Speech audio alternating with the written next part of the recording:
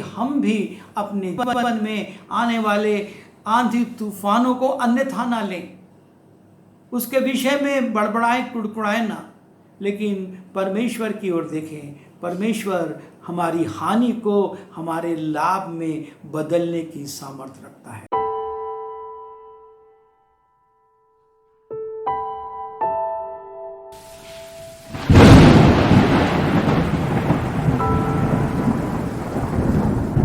विश्वासियों के जीवन में आंधी तूफान, और हम पिछले दिनों में देखते आ रहे हैं कि बहुत से ऐसे परमेश्वर के भक्त जो कि बहुत अच्छा जीवन जी रहे थे, उसके बावजूद उनके जीवन में आंधी आई, तूफान आया और बहुत कुछ ऐसा घटा जो कि लगता था कि ऐसा क्यों हुआ।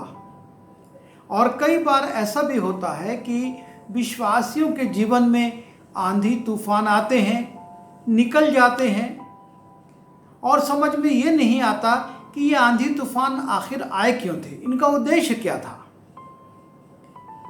लेकिन परमेश्वर कोई भी कार्य निरुद्देश्य नहीं करता, उसके हर कार्य के पीछे कोई ना कोई योजना होती है, मनुष्य का कोई ना कोई लाभ होता है, क्योंकि उसने यही कहा है कि मेरे पास तुम्हारे लिए भले की कल्पनाएं हैं और मैं तुम्हारी आशा पूरी करूंगा। और आज हम एक ऐसे ही पात्र पर, एक महिला पात्र पर कुछ देर विचार करेंगे जिसके जीवन में बहुत बड़ा तूफान आता है और फिर वो चला भी जाता है, लेकिन समझ में नहीं आता कि ऐसा क्यों हुआ उसके जीवन में, और वो तूफान समाप्त भी हो गया। और ये स्त्री है, जब हम दूसरा राजा उसके 4 अध्याय के 8वें पद से 39वें पद में जाते हैं, शूनेमिन। ये शूनेम नगर में रहने वाली एक बहुत अमीर स्त्री थी।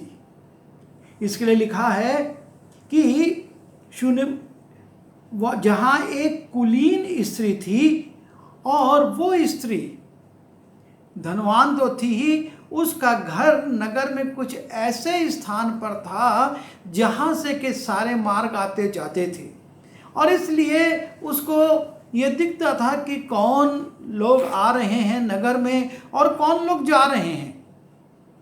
और ये शूनेमिन स्त्री जो धनवान भी थी और एक महत्वपूर्ण स्थान पर रहती थी, इसके जीवन में परमेश्वर का भय भी था। ये परमेश्वर का भय मानती थी और इसी कारण ये परमेश्वर के लोगों को भी देखती थी तो उनका आदर मान करती थी, उनके लिए प्रबंध करती थी, उनके लिए उपाय करती थी। उसके अंदर परख की आत्मा थी जो कि ये परख लेती थी कि ये व्यक्ति किस प्रकार का है। और लिखा है कि ये शूनेमिन स्त्री, एक दिन की बात है कि एलीशा शूनेम को गया, उस नगर को गया, और वहाँ एक कुलीन स्त्री थी और उसने उसे रोटी खाने के लिए विनती करके विवश किया। और जब वो उधर से जाता तब वो वहाँ रोटी खाने को उतरता था। और उस स्त्री ने अपने पति से कहा, सुन, ये जो बार बार हमारे यहाँ होकर जाया करता है, वो मुझे परमेश्वर का कोई पवित्र भक्त जान पड़ता है।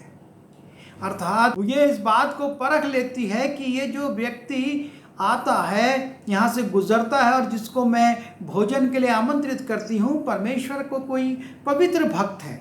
और इसलिए तब ये सोचती है कि परमेश्वर के भक्त को सिर्फ रोटी खिलाकर विदा कर देना पर्याप्त नहीं है।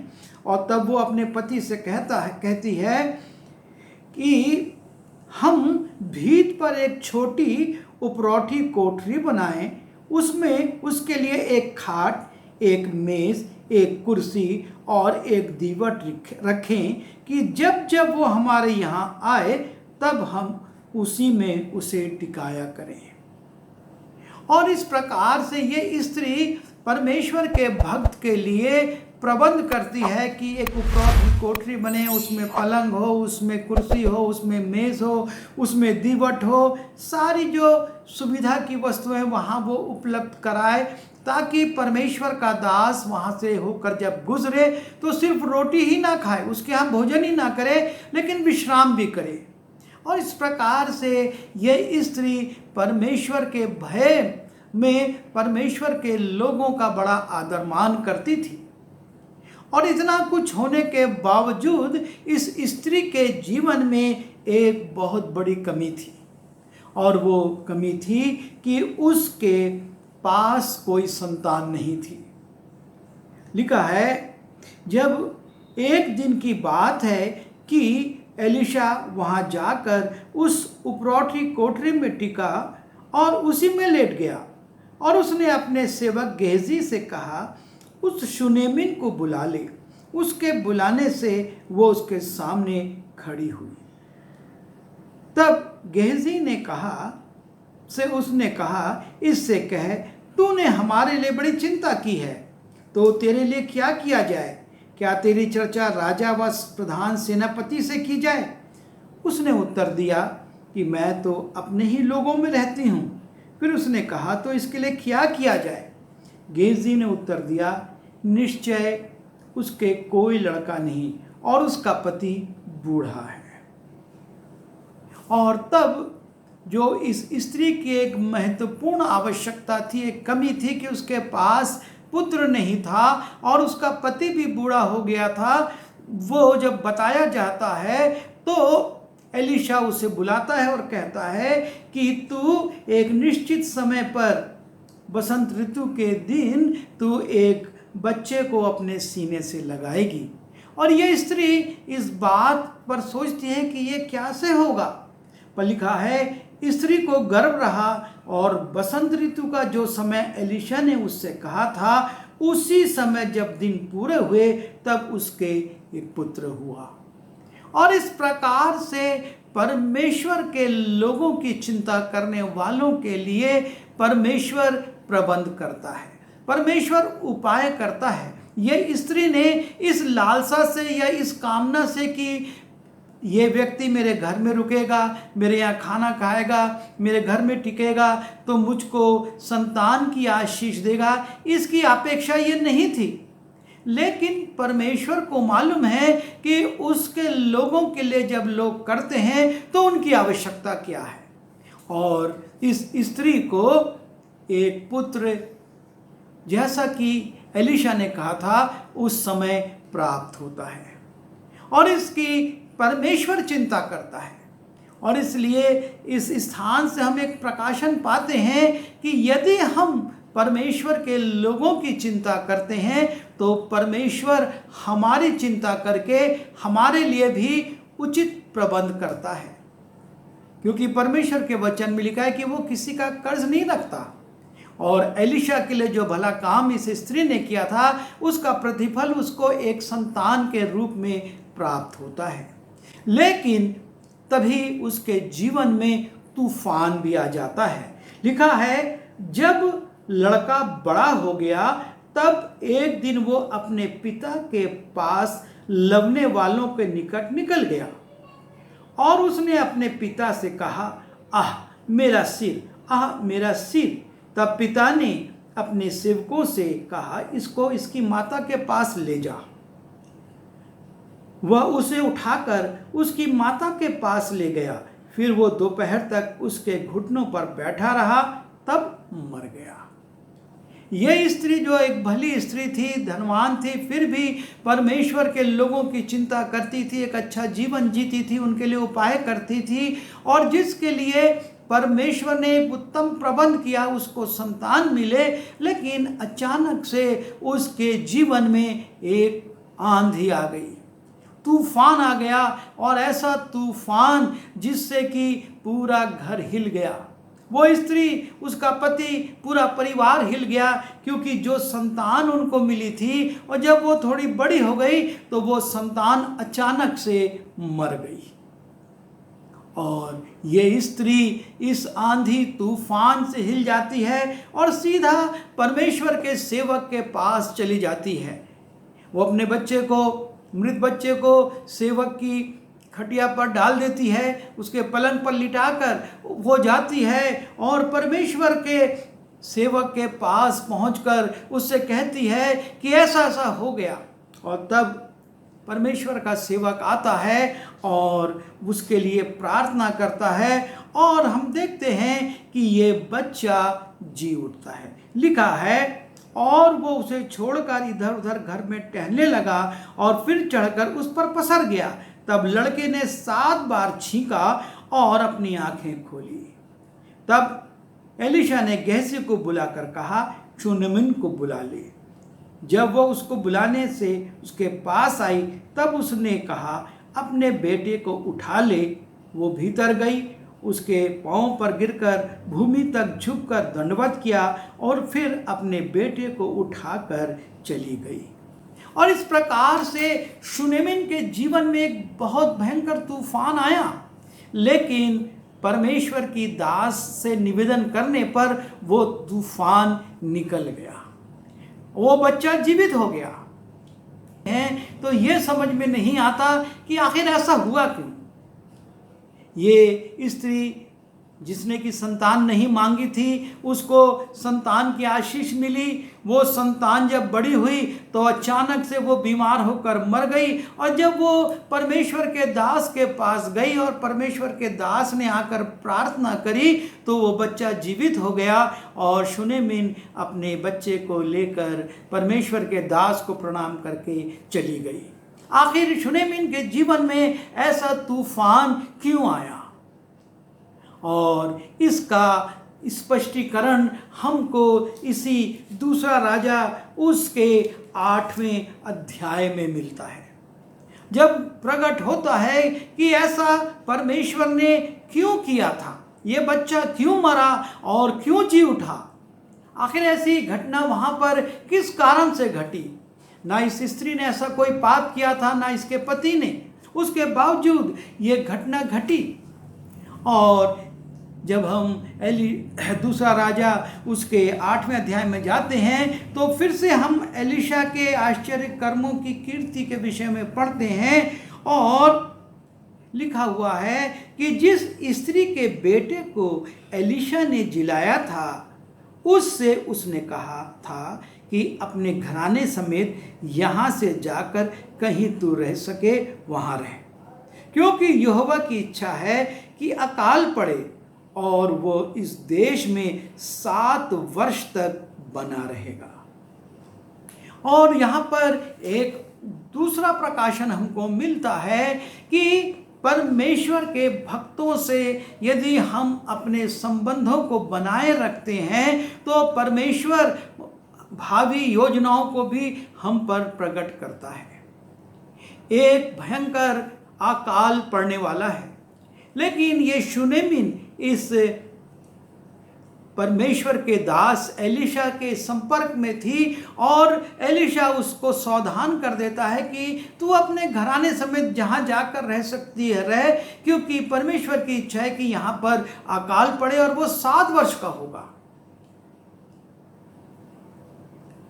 कई बार ऐसा होता है कि लोग परमेश्वर के दासों से आशीष पाते हैं और फिर वो कहीं चले जाते हैं, भूल जाते हैं कि परमेश्वर के दास के माध्यम से हमको आशीष मिली थी। पर इस स्त्री ने एलीशा से अपना संपर्क नहीं तोड़ा, वो उससे मिलती रही या एलीशा उसके यहाँ आता रहा और वो उसकी खातिर और उसकी सेवा करती रही। और तब वो बता देता है कि अकाल पड़ेगा। परमेश्वर के दासों के संपर्क में रहने से हमको हानि नहीं लेकिन लाभ ही होता है। इस स्त्री को बता दिया गया कि बड़ा अकाल पड़ने वाला है और लिखा है कि परमेश्वर के भक्त के इस वचन के अनुसार वो स्त्री अपने घराने समेत पलिश्तियों के देश में जाकर 7 वर्ष रही। और वो स्त्री अपना देश छोड़ देती है और फलिश्तियों के देश में जहाँ पर अकाल नहीं था 7 वर्ष तक रहती है। और जब अकाल समाप्त हो जाता है तो फिर वो अपने घर लौटती है, लेकिन तब तक उसकी भूमि उसके अधिकार में नहीं रह जाती है। और तब यहाँ पर हम देखते हैं कि किस प्रकार से अतीत में घटी हुई घटना इस स्त्री के लिए लाभकारी बन जाती है। लिखा है 7 वर्ष के बीतने पर वो फलिश्तियों के देश से लौट आई और अपने घर और भूमि के लिए राजा की दुहाई देने उसके पास गई कि उसका घर और उसकी भूमि सब कुछ दूसरों ने अपने अधिकार में ले लिया था। और उसी समय राजा एलिशा के सेवक को बुलाता है और कहता है कि एलिशा जो बड़े बड़े काम करता है, आश्चर्य कर्म करता है, उनके विषय में मुझको बता। राजा परमेश्वर के भक्त के सेवक गेहजी से बातें कर रहा था। उसने कहा कि जो बड़े बड़े काम एलिशा ने किए हैं उन्हें मुझसे वर्णन कर। जब वो राजा से ये वर्णन कर ही रहा था कि एलिशा ने एक मुर्दे को जिलाया, तब जिस स्त्री के बेटे को उसने जिलाया था वही आकर अपने घर और भूमि की दुहाई देने लगी। देखिए, परमेश्वर का समय गेहजी को बुलाया है राजा ने कि मुझको कुछ बातें बता परमेश्वर के सेवक के विषय में जो उसने आश्चर्य कर्म किए। और जब वो उस मुर्दा बच्चे के बारे में बता रहा है, उसी समय ये स्त्री वहां पहुंच जाती है। और तब लिखा है, तब गेहजी ने कहा, हे मेरे प्रभु, हे राजा, ये वही स्त्री है और यही उसका बेटा है जिसे एलिशा ने जिलाया था। और तब गेहजी एक साक्षात गवाह खड़ा कर देता है कि ये वो स्त्री है, ये वो बालक है, बेटा है जो मर गया था और जिसको ये बारे में बता रहा था कि मेरे स्वामी ने, एलिशा ने उसको जीवित कर दिया। और तब राजा आश्चर्यचकित हो जाता है। और तब राजा ने स्त्री से पूछा, तब उसने उससे सब कह दिया। राजा उस स्त्री से पूछता है, क्या ये बात सच्ची है? और तब वो स्त्री बताती, हाँ ऐसा ऐसा हुआ। और यहाँ पर वो भेद प्रकट होता है कि ये बालक जो मरा और जी उठा, इसका वर्णन जब राजा के सामने किया गया और ये स्त्री अपनी घर और अपने खेत के लिए दुहाई देने गई, तब देखिए इस घटना के कारण राजा इतना प्रभावित होता है। राजा उस समय एक अधिकारी को नियुक्त कर देता है। लिखा है, तब राजा ने एक हाकिम को ये कहकर उसके साथ कर दिया कि जो कुछ इसका था, वरन जब से इसने देश को छोड़ा तब से इसके खेत की जितनी आमदनी अब तक हुई है सब इसे फेर दे। ना सिर्फ इसका घर, ना सिर्फ इसका खेत, लेकिन उन 7 वर्षों में अकाल के समय में जो कुछ भी हुआ, जैसा भी हुआ, वो भी इसको फेर दे। यदि ये बालक उस समय नहीं मरता, यदि ये बालक उस समय नहीं जलाया जाता, तो ये घटना गेहजी राजा को नहीं बता पाता। और जब ये स्त्री राजा के पास आती दुहाई देने के लिए, तो एक साधारण व्यक्ति के समान राजा उसके लिए आज्ञा दे देता। पर यहाँ पर जब ये घटना, ये आंधी तूफान जो इस स्त्री के जीवन में आया था, जो समस्या इसने झेली थी, जिसमें ये विश्वस्त रहते हुए एलिशा के पास गई थी, जब इसका उल्लेख होता है तो राजा इतना प्रभावित होता है कि वो एक हाकिम को तुरंत नियुक्त कर देता है, ताकि ना सिर्फ इसका खेत लौटाया जाए, ना सिर्फ इसका घर लौटाया जाए, लेकिन फसल भी लौटाई जाए। कई बार ऐसा लगता है कि ये आंधी तूफान क्यों आए, इनका उद्देश्य क्या था। लेकिन जैसा कि नए नियम में पौलुस कहता है कि परमेश्वर के लोगों के लिए सब बातें मिलकर भलाई को उत्पन्न करती हैं। इस स्त्री के जीवन में यह समस्या आई, और इस स्त्री ने जब इस तूफान को झेला और उसका बच्चा बच गया, किसी को कुछ नहीं पता चला कि ये सब क्यों हुआ। लेकिन कालांतर में जब ये स्त्री उस बच्चे को लेकर राजा के पास गई, परमेश्वर ने उपाय किया कि राजा उसके पहुंचने के पहले इस बालक और इस स्त्री के अतीत को जान ले और तब इसके लिए प्रबंध हो गया। परमेश्वर हमारे जीवन में कई बार आंधी तूफान आने देता है या ले आता है, और उसके पीछे उसका एक उद्देश्य होता है। वो व्यर्थ नहीं आते हैं, और इसी रीति से परमेश्वर आशीषित करना चाहता है। वो आंधी तूफान आने देता है, लेकिन उसकी आशीष है कि वो उस आंधी तूफान को आशीष में बदल देता है। और इस शूनेमिन स्त्री जो कि एक अच्छा जीवन जीती थी, अपने जीवन में फिर से उसी बातों को, उन्हीं चीज़ों को पा जाती है जो 7 साल में वो गंवा चुकी थी। प्रभु हमारी सहायता करे कि हम भी अपने जीवन में आने वाले आंधी तूफानों को अन्यथा ना लें, उसके विषय में बड़बड़ाएं, कुड़कुड़ाएं ना, लेकिन परमेश्वर की ओर देखें। परमेश्वर हमारी हानि को हमारे लाभ में बदलने की सामर्थ्य रखता है। आइए प्रार्थना करें। प्रभु जी, हम धन्यवाद देते हैं शूनेमिन के लिए, जिसके जीवन से और जिसके बेटे के मृत्यु से हमने देखा कि कैसे आप अपनी सामर्थ को प्रकट करके अपने लोगों के लिए उपाय करते हैं, प्रबंध करते हैं। इस शूनेमिन ने अपने बेटे को भी पाया और उसके बाद 7 साल के एक अकाल के बाद अपनी भूमि, अपनी फसल और अपने घर सब कुछ को वापस प्राप्त किया। आप हमको भी बहुत कुछ देना चाहते हैं। हमको शक्ति दीजिए कि जब आंधी और तूफान आते हैं हम स्थिर रह सकें। विनती यीशु मसीह के नाम से मांगते हैं, आमीन।